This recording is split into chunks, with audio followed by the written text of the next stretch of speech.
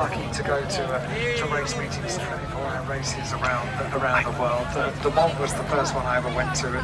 It's the lights of the pub there that really signify the advent of nighttime. It's a yesterday as well, you know. The race circuits have that special charm when it comes to night time, and we're not far away now from sort of just enjoying that moment as the sun sets, and then the trucks will head out there. Don't forget, even after this weekend, there's more events coming up at Brands Hatch. Next weekend, we've got the Britcar Into the Night race, where the new Brabham makes its world debut as well. David Brabham is going to be driving that car in the Britcar Into the Night race, and even 2 weekends from now, we've got more night racing here as well, where we've got the Enduro KA. It's called the Indy 500 because it's a 500 minute. IndyCar. The Indy KA, IndyCar 500, which is a 500-minute race. And I hear a whisper. There is a former Works Porsche Le Mans driver and Le Mans winner that has entered a team for that weekend. Oh, really? Porsche Carrera Cup champion. Yeah. Is that not announced yet? I don't think it's announced as yet, so if you can work it out from that, you'll know. If you can't work it out, wait. And that would be absolutely fantastic. Top team, top driver, top bloke, a real ambassador for the brand. And I think one of the teams has even got some ex-Formula 1 drivers, including an ex-Formula 1 world champion, as guests that weekend. So it's going to be a low-key, clubby meeting, but with some real high-profile people here. It should be good fun. You're coming to that, are you? I'm here for that one. I'm not here next weekend for Britcar Into the Night. No, but yeah, 2 weekends time. It'd be good fun again. It'd be good fun. I just hope we get the weather. I'll be in Macau. Yes. I'm sorry, Dan. I wondered when you would drop that. They have a huge firework display at the end of the Macau Grand Prix. It's over the water. Yeah. So after the awards presentation on Sunday night, everybody goes outside and you can watch this firework display, which was for many years it was the most fantastic firework display I ever saw in Motor Racing Championship until I saw the firework display the first year we did it here at Brands Hatch. And it is not a word of a lie.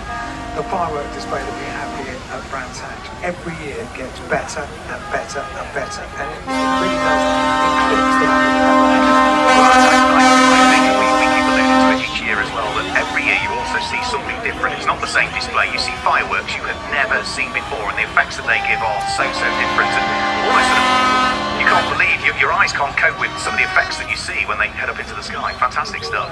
We're going to be joined by Paul Woodford in just a short amount of time. He's in charge of the Ministry of Fun, which will take over. I liked that when you said it. We've got the button here, the button that we press to get the firework display underway. It's a magical time, everybody. Please be careful as the trucks are making their way down Colin Chapman Way to line the circuit to make it an illuminated Indy circuit. When you sometimes see the aerial shots of this final scene of the year, it's it has become an iconic photograph. It has, yeah. I posted a couple on social media that I took from the Brands Hatch website, just to promote this event. You say we've got the control box here, the button that launches the fireworks, and they've left the lid open, and they've left it unlocked. It's rather tempting, isn't it? I don't know how they've done that with us in the commentary box, but it has been incredibly tempting. But it would spoil everything, because it's got to be properly dark. It's got to be pitch black by the time the word is given to press the very large illuminated red button, which we've got up here in the commentary box. I'm sure last year you were until the very last minute. Until the last I think it's because the first year they'd used it last year, so yeah, they've lost the lock. so they've left it open. Foolish people. A couple more tweets have come in. Sophie Merrill has just tweeted using hashtag BHComsbox. Can you please say a big happy birthday to our dad Barry Merrill, and we hope he's having a great day. Love Sophie, Amy and Sue, and also Chaz Giltz has also used the hashtag BHComsbox. Many happy returns to Scott, who is at Brands Hatch today as well. So keep your tweets coming in. Many of the happy boys disappeared, but Woodford will be able to continue to read their hashtag BHComsbox, COMMS box. And we'll continue to read them out. So, Could be a competition in its own right, in its own right, to search for Paul Woodford. They're called out to Paul Woodford. Come to the commentary box. We're waiting for you, Paul. He's in charge of the ceremony which marks the start of the fireworks display. there's probably a circus show going on at the moment, because you know what he was doing throughout the course of the day? He was in the big top. He was ringmaster in the big top all day. I want to see the costume. I haven't seen a picture of that. So if you're in the big top, and you tuned into 87.7, or you've taken pictures today, tweet some using hashtag #BXComsbox. I want to see Mr. Woodford in. Was he wearing the full ringmaster outfit? Well, he did mention on social media last night a costume, so I can only assume it was the full attire that he got on. But I've not seen a picture of it. Ringmasters are terribly smart, it's fair to say. So he'll be more than welcome. Maybe he's waiting for darkness to come before he dares to come into the commentary box, so he can't really see the glory of the outfit. I suspect that's the case. I really do. So the trucks are pouring their way out. It's amazing. Year on year on year, we seem to have more and more truckers and all the airports to get involved in the truck parade.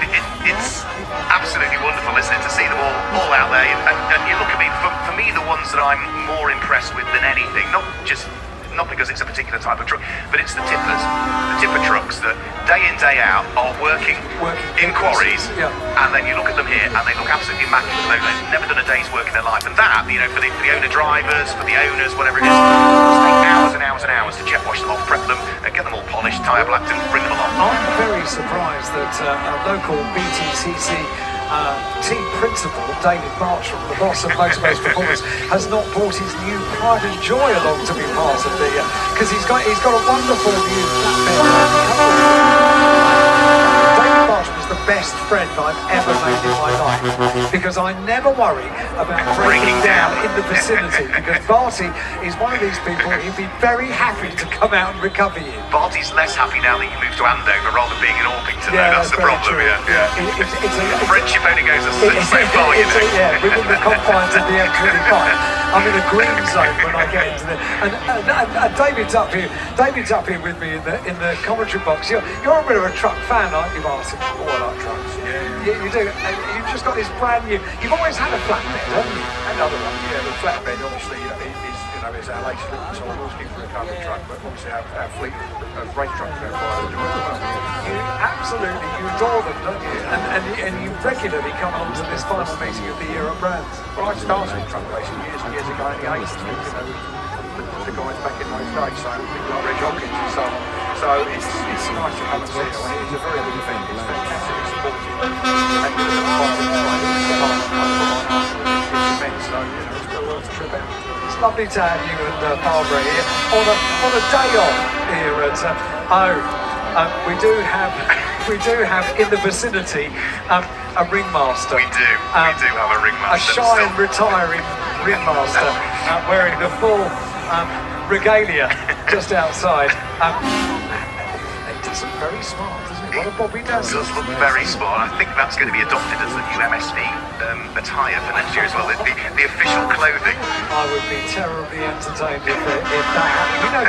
Many years ago I was at the British Grand Prix, and there were a number of guests of Bernie Ecclestone's that turned up to the British Grand Prix, and on race day they weren't interested in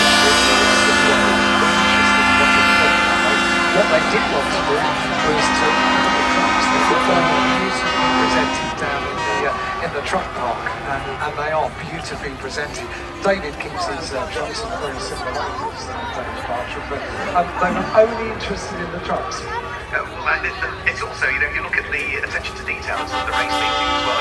David's got very obvious race trucks. You come here to say DTM, which returns next year, and the parking lot procedures for DTM. The whole process, the paddock is allocated to cleaning the trucks down entirely before they're even allowed into the paddock. They're all parked absolutely square on, polished to within an inch of their life. The attention to detail with that sort of championship, and that's been existing with DTM since I first bumped into it in the latter part of the 1980s, early 90s. It is amazing, isn't it? It's the showcase. It's the way that a manufacturer sells their wares, and it's beautifully done as well. As indeed, we've got the beautifully presented trucks out on the circuit, and we have a ringmaster here.